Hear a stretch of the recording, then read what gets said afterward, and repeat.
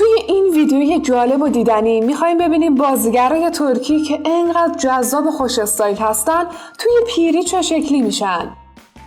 این ویدیوی باحال رو از دست ندید و همین حالا روی دکمه عضویت بزنید تا جدیدترین ویدیوها رو ببینید. برن سات، بوراک اوزچیویت، هانده ارچل، بوراک دنیز، الچین سانگو، باریش آردوچ، مریم اوزلین، خالد ارگنج، نسلیهان آتاگول،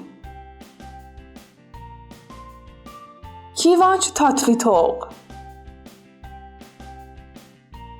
توبا بویکوستون، چاغلار ارتوغرل، فهریه اوجن، چاغاتای اولسوی، اونور تونا، ادا ایجه، انگین آکیورک، دمت اوزدمیر، جان یامان، سرنای ساریکایا، تولگاهان سایشمان، آسلی انور، اوزجان دنیز، هازال کایا، علی آتای، برگوزار کورل، بورا گولسوی، سفدا ارگینجین،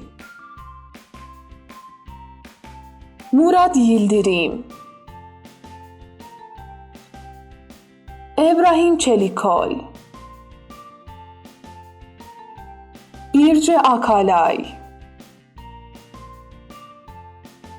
اونور سایلاک، پورجو بیرجیک، کرم بورسین، جانسو دره، نورگول یشیلچای، اویکو کارایل، سلن سویدور، سینم کوبال،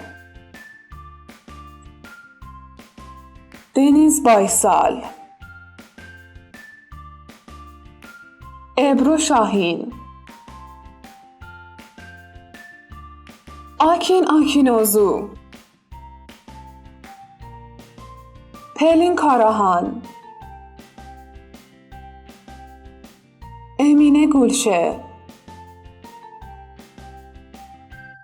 بنسو سورال. به نظرتون پیری به کدومشون بیشتر میاد؟ اگه این ویدیو رو دوست داشتید نظرتون رو برامون کامنت کنید.